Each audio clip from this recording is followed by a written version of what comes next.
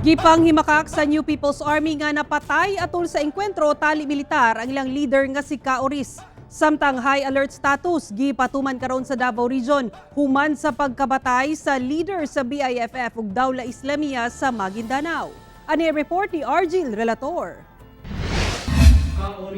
Ni Alma ang sakop sa New People's Army sa gipagulang pahayag sa 4th Infantry Division nga napatay ang ilang taas nga leader nga si George Madlos o mas nailhang si Kaoris sa engkwentro ni adtong Sabado sa impasugong Bukidnon Province. Sa pahayag gipagula sa asawa ni Kaoris og spokesperson sa NDF Northeastern Mindanao nga si Mirna Solarte o mas nailhang si Ka Maria Malaya. Gi-ambush matud pa si Kaoris samtang sakay sa motorsiklo kauban ang medical aid. Gibarugan sa militar nga lehitimong engkwentro ang nahitabo. The Armed Forces of the Philippines respects international humanitarian law, and we are not in the business of ambushing unarmed combatants, especially if they are riding on a motorcycle. Hindi po gawain ng Armed Forces of the Philippines yan.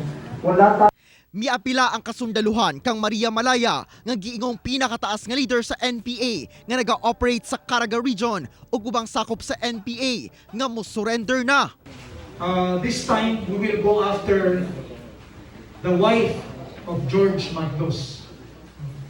Yun po ang marching order ko sa mga kasundaluhan. Samtang gimando na sa National Headquarters sa Philippine National Police nga ipatuman ang high alert status human napatay si Kaoris ug ang commander sa BIFF nga si Salahuddin Hassan alias Commander Orak ug ang iyang asawa nga si Jehana Minbida sa Maguindanao. Naka-establish na naman yung ating border control point. So kahit papaano, even before sa nangyari na yan,